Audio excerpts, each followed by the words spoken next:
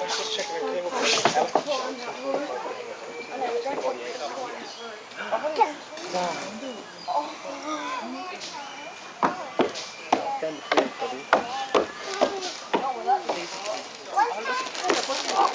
elephant show. Elephant show. It's on now. What do you mean you can't understand me? I don't understand you.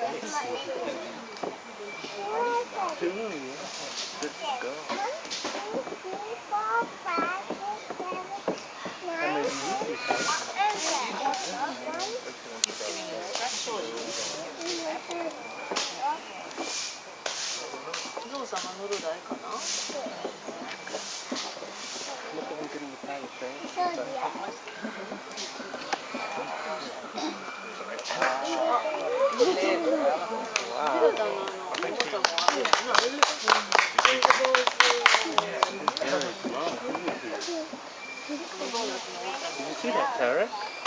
Did you see that?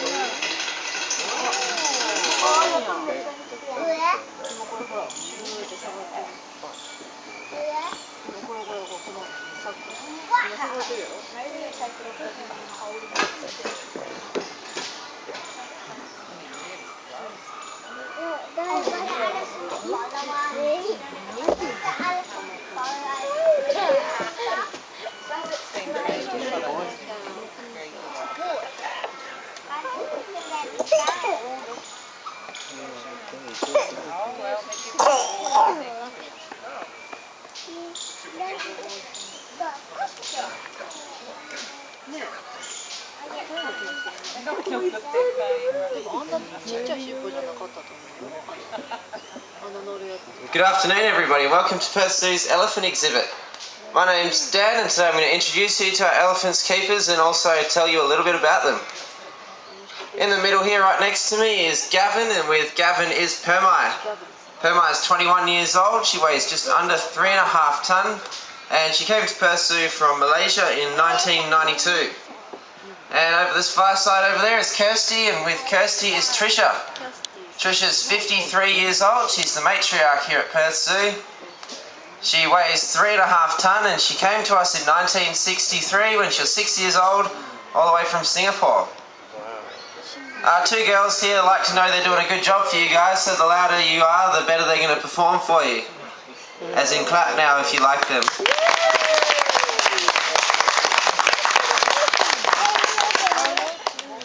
We also have a male elephant here at the zoo. His name is Putramas. He lives by himself down the end of the road to your left. You can go see him after this. In the wild, males leave their family group at sexual maturity, about 8 to 12 years of age, and they leave the life of solitary or with another group of boys for as long as they can handle it, coming into contact with females only to fulfill the necessary requirements to keep the species going. So yeah, we've replicated that here at the zoo. There's 3 species of elephant on the planet today. There's 2 African species, the forest and savanna elephants, and then there's also the Asian elephant, which we obviously house here at Perth. There's many differences between the African and Asian elephants. With the help of Gavin and Permai, I'll explain just a few of these. The first you'll notice is the size of Permai's ears. They're relatively small compared to an African elephant's ears, which are about 2 to 3 times as large. Elephants use their ears to thermoregulate. There's many blood vessels in their ears, and as Permai flaps them like that, the wind passes over and cools their body temperature down. The African elephant's ears are larger as they usually live in a hotter climate. The second major difference you'll notice is on the end of Permai's trunk. She has one finger-like projection on the end of her trunk there. You can see her grabbing the stick. An African elephant has 2, one on the top and the bottom. You can see she's still very dexterous, however, with only the one. The third major difference you'll notice Permai is about to show you that she does not have tusks. She has small tushes instead, which are just basically a modified tooth. Male Asian elephants, most of them have tusks. Putramas has quite large ones, you should check him out after this. African elephants, both the males and females have large ivory tusks. And another difference you notice is their size. Asian elephants are usually a little bit smaller than their African cousins, with bull African elephants being known to get up to about 8 tons in size, while Asian elephant bulls will usually only ever get up to about 6.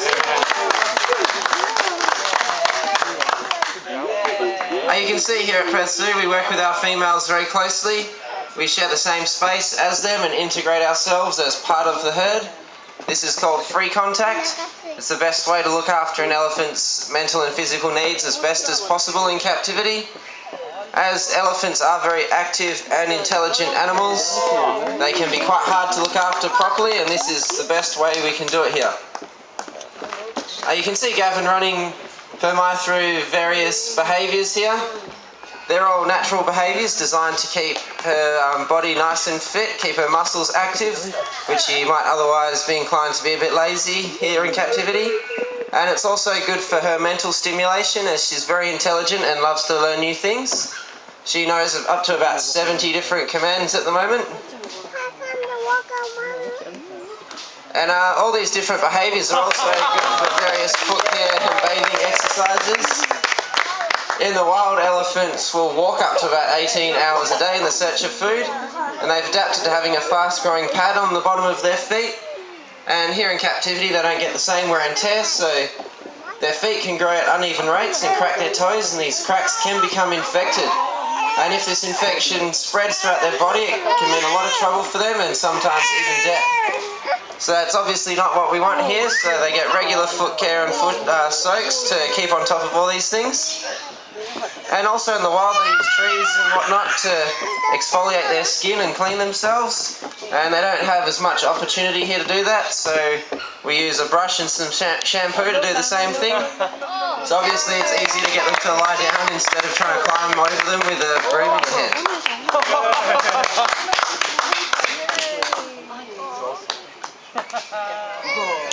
Yeah, you can see Trisha back there. Her repertoire is not as impressive as Permai, but you can tell she does the right job for an old girl. No offence to the older members of the audience. We also take the elephants for walks around the zoo. I don't know if you saw Trisha out and about just before. She gets walked every day around the zoo grounds. And Permai also gets walked around, but before opening hours, because she can become a little bit scared by certain things. And they also enjoy playing musical instruments. Trisha loves to play the xylophone. I'm not so sure it sounds so good, but she does her best. And they also enjoy playing games such as soccer. And they love all their toys around the enclosure, which is all designed to keep them active mentally and physically. I mentioned our male elephant before. Putramas lives by himself. This is natural environment for a bull elephant. And we work with him under protected contact. There's always a fence between us and him, as he can be a little bit unpredictable, being a young boy that he is. And therefore he's a little bit dangerous, as he weighs 4.5 tonne, which is huge. And he also goes through periods of must every year where his testosterone levels are through the roof, and he's only got one thing on his mind, and if you get in his way he can be in a bit of trouble. Yeah, so it's a good thing the fence is there. Luckily for us, he's very food motivated and also very intelligent, and he can do almost everything that Permai here can do just from verbal commands by us. And he loves the attention and also the food rewards that we give him, such as sweet potato, apple and pear. So he gets all the same exercise, enrichment, foot care and bathing routine that all the girls get here, and he's quite a happy and healthy elephant down there. Wild Asian elephants don't have it as easy as the elephants here have got it. Their range used to extend from the Middle East all the way through to China and then down through Southeast Asia.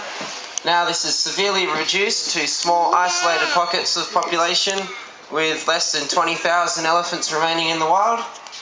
And without our help they're going to be in a lot of trouble very soon.